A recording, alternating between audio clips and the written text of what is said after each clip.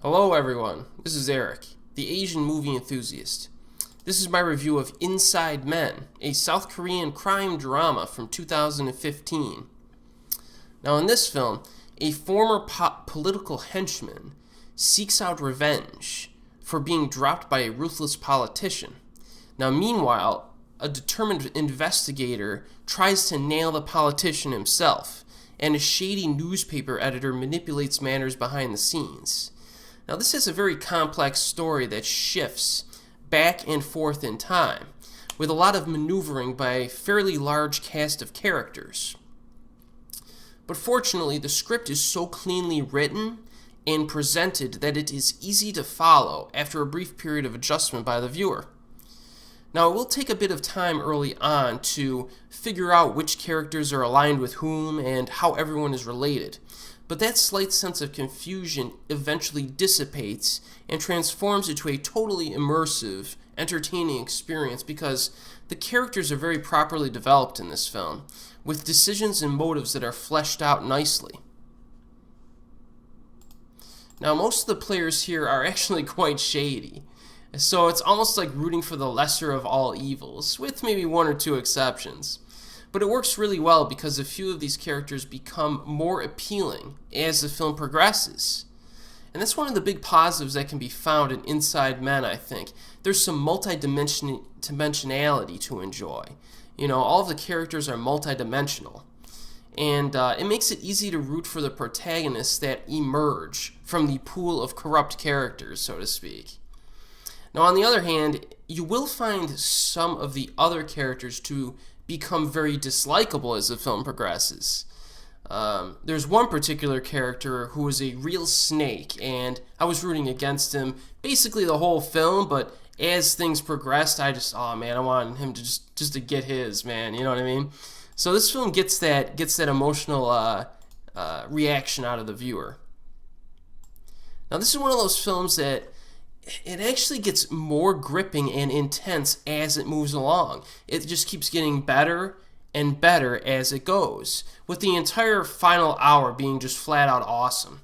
There's a lot of dramatic tension that is earned throughout, and I was really glued to my television screen to see what would happen next. I have seen a few online movie reviewers criticize this film for being too conventional, which is true to a degree. I mean, it's a crime drama, and it has some similarities to films that came before it. With that said, though, the nuance and complexity that is presented really does keep the viewer a bit off balance here. I wasn't entirely sure how things were going to play out during the second half of this movie, and that helped to keep things fresh. When I think about what I was thinking at the beginning of the film, it's almost like things developed in ways that were unpredictable because it's such a complicated, web of conflicts that is presented to you. So it's basically impossible to really predict everything. So I like that. You know, it moved and developed naturally, but also somewhat unexpectedly. Now there are a few recognizable faces here, but the big name actor who is present is Byung-hun Lee, who I'm sure you've seen elsewhere. He's been popular. He's been in some popular Korean films such as A Bittersweet Life, The Good, the Bad, the Weird, I Saw the Devil, and Masquerade. Now, his performance in Inside Men, I think, is one of his better outings, actually. He's very successful at portraying this guy who's kind of intimidating, flawed, and rather endearing all at the same time. Byung-hun Lee is a very good actor, and I wish he would just stop wasting his time with American movies, though, man. I mean, I'm sure it's beneficial for him to try to break into Hollywood, but, I mean, every single time I've seen him in a Hollywood film, he's been wasted. For example, you know, I was looking forward to seeing him play the Terminator in that stupid Genesis movie, but he only had like 5 minutes of screen time. It's ridiculous, man. How can you cast this guy and not even use him right? It's irritating. Keep making Korean films, please. They know how to use you, at least. Now, in any case, I definitely recommend Inside Men, which is one of the better crime dramas, I think, of the past decade. This is a really good film. I did watch the 3-hour extended cut, though, which is actually 50 minutes longer than the theatrical cut.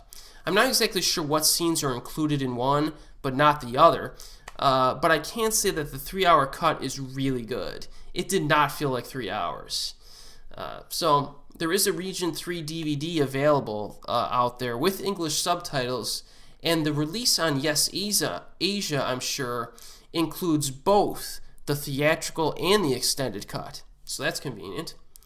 And so those are my thoughts on Inside Men, and as always, we'll see you next time.